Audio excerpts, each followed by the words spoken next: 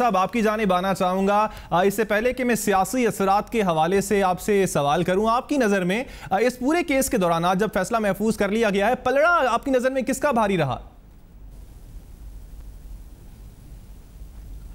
دیکھیے بات یہ ہے کہ کس کی جیت کس کی ہار ظاہری بات ہے کہ, لیکن افسوس کی بات یہ ہے کہ یہ پورا جو قضیہ ہے یہ اس بات کی عکاسی کرتا ہے کہ ہمارے ملک کے اندر جب کرپشن کے الزامات ہوتے ہیں یا اس طرح کا کوئی اسکینڈل منظر عام پر آتا ہے تو سارے جو ادارے ہیں جن کو خود متحرک ہونا چاہیے تھا, جیسے SCCP ہے, نیب ہے, FIA ہے, وہ سارے ہم نے دیکھا کہ وہ منجمد ہی رہے اور وہ اس بات کی غمازی کرتے رہے جس کا ہمیں اندیشہ تھا کہ وہ وقت حکومت کے کہیں نہ کہیں اعلی کار رہتے ہیں, ٹول کے طور پہ استعمال ہوتے ہیں.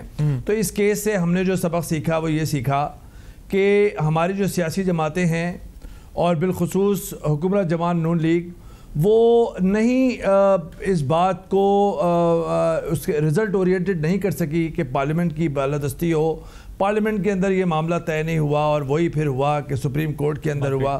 اب مسلم لیگ جو ہے وہ کہہ رہی ہے کہ یہ سازش ہے اور پتہ نہیں کیا کیا کہ جی الزام کیا ہیں, ابھی تک پتہ نہیں. 1.5 سال سے ان کو یہ نہیں پتہ کہ الزام کیا ہے.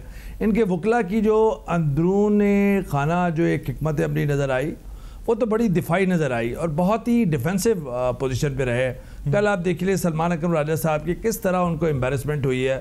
موکل جو ہے وہ ہم نے دیکھا اپنے تجربے سے کہ جو چاہتا ہے کہ ٹائم بائی کرنا, جو ٹائم کو جو کیس کو طول دینا چاہتا ہے وہ بڑا ہی ویک سا ایک بریف اپنے وکلاء کو دیتا ہے اور وہی ہم نے دیکھا. اور میں سمجھتا ہوں کہ میری ناقص رائے کے اندر جو ان کے پاس قانونی مقدمہ ہے اس میں ایک کمزور ان کا مقدمہ رہا ہے. اور اب دیکھیے کہ جو 1.5 سال سے جس قضیے نے, جس اسکینڈل نے پوری ہماری سیاست میں اتھل پھتل مچائی ہوئی تھی, ایک طوفان برپا تھا, اب وہ کلائمیکس کی طرف ہے. اور اس کا لیکن یہاں پہ سوال ہی اٹھتا ہے کہ اگر کیس کمزور تھا نون لیگ کا تو نون لیگ کو اگر اس بات کا علم تھا تو وہ سپریم کورٹ گئی کیوں؟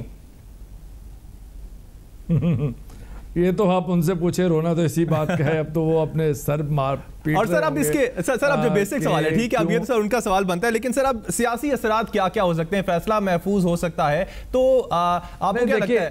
دیکھیں جی کامران سب سے بڑی بات یہ ہے کہ اس وقت جو ہماری بات چیت ہے ہمارے آپ کی ناظرین کو کہ اب سپریم کورٹ کے پاس آپشن کیا ہے. سارے لوگوں کی نظریں ہیں سپریم کورٹ کے پاس آپشن کی.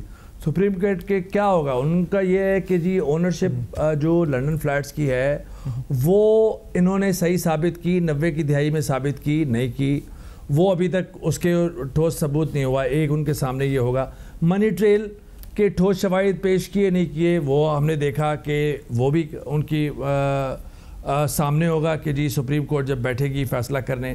پھر اس کے بعد سب سے بڑی بات کہ نواز شریف صاحب جو ہیں ان کی جو اونرشپ نکلی ہے آف شور کمپنی کی اور جو اقامہ انہوں نے حاصل کرتے رہے ہیں وہ 2014-15 تک, وہ پھر مس ڈکلیریشن آف ایسیٹس جو ہے وہ, اور پھر اخراجات جو معلوم آپ کی جو ریسورسز ہیں ذرائع آمدن جو ہے اس سے زیادہ آپ کے اگر جو ہے وہ ایسیٹس ہوں اور وہ ڈکلیئر بھی نہ ہوں تو یہ سنگین جرم ہوتا ہے.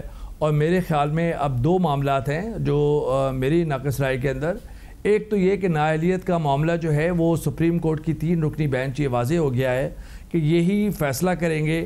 ان کے یہ مجاز ہوں گے کہ نااہلیت کا فیصلہ جو ہے 62-63 کی بنیاد پر کریں جس طرح اس سے قبل ان کے 2 ساتھی ججز نے کیا تھا. دوسرا یہ کہ